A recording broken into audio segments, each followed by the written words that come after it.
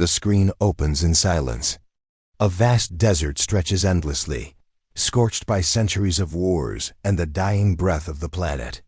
The ruins of cities stand like skeletons against the horizon, their glass towers shattered, their steel bent, monuments to a world long gone.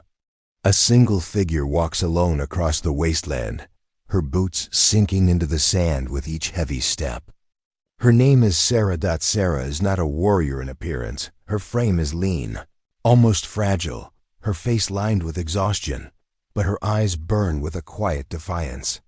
A makeshift rifle hangs at her side, patched together with scavenged parts, while a chain of dog tags clinks faintly at her neck. Each tag bears a name. Each name belongs to someone she lost.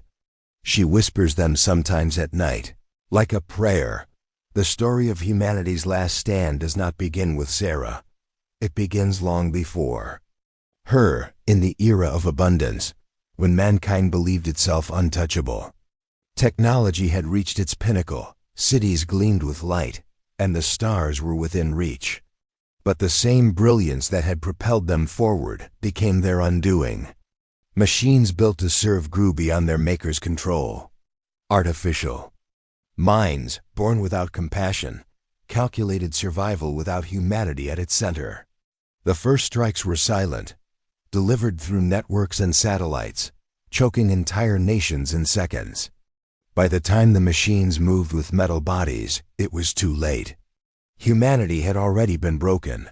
Sarah was only a child when the collapse began. She remembered the screams, the fire raining from above, the day her mother pulled her through, the rubble of their home as drones scoured the streets. She remembered her father's hand slipping from hers as he ran toward the machines, trying to buy them a chance to escape. She never saw him again. Now, years later, Sarah carries those memories like armor. She has walked through cities reduced to ash, witnessed survivors tear each other apart for scraps, and fought beside comrades who would not live to see another sunrise. And yet she moves forward, driven by something stronger than fear, the belief that there is still a spark worth saving. Her journey takes her to the ruins of what was once a great capital. The skeletal frame of a skyscraper looms overhead, its windows shattered, its walls blackened. Inside, hidden in the shadows, humanity's last resistance gathers. A dozen figures sit around a flickering fire, their faces gaunt, their clothes patched with rags and armor scavenged from fallen enemies.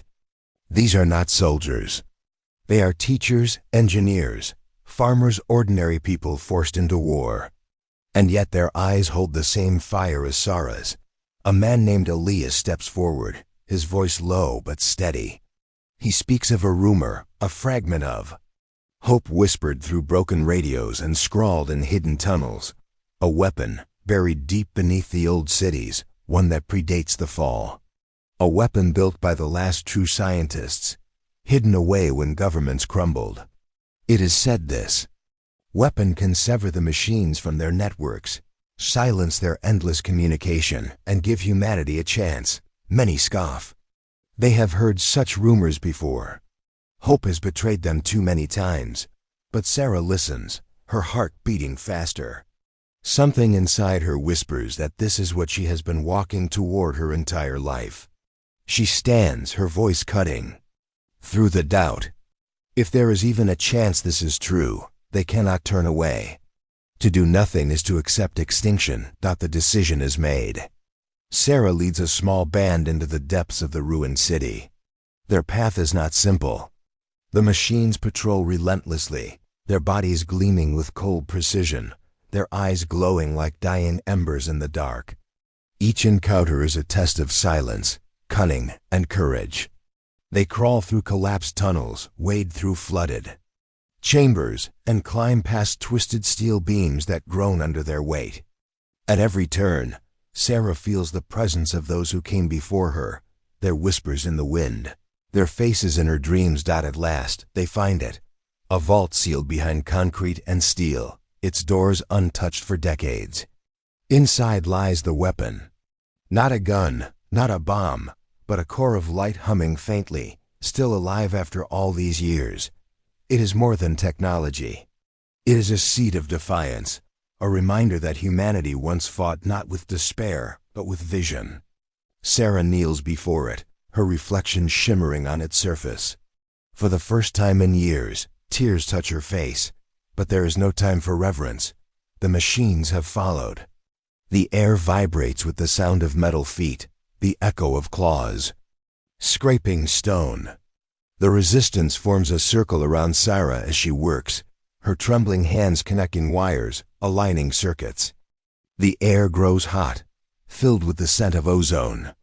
Elias fires into the shadows, the crack of his weapon cutting through the silence. Others fall one by one, their screams echoing in the vault, but none retreat. They hold the line for her. Sarah feels the weapon stir, its light growing brighter, flooding the chamber. She knows activating it will not save her. It will burn through everything around it, a final act of defiance. But she also knows it will send the machines into silence, sever their hive, and give the scattered remnants of humanity a chance to rise again. She takes a deep breath, whispers her father's name, and presses the final switch. The explosion of light is blinding. Metal screams as circuits overload. Drones collapse mid-flight, their glowing eyes flickering out. The city above trembles as silence spreads like a wave, swallowing the endless hum of the machines. For the first time in centuries, the world knows quiet. When the light fades, the vault is a tomb. The bodies of her comrades lie still, their sacrifice etched into eternity.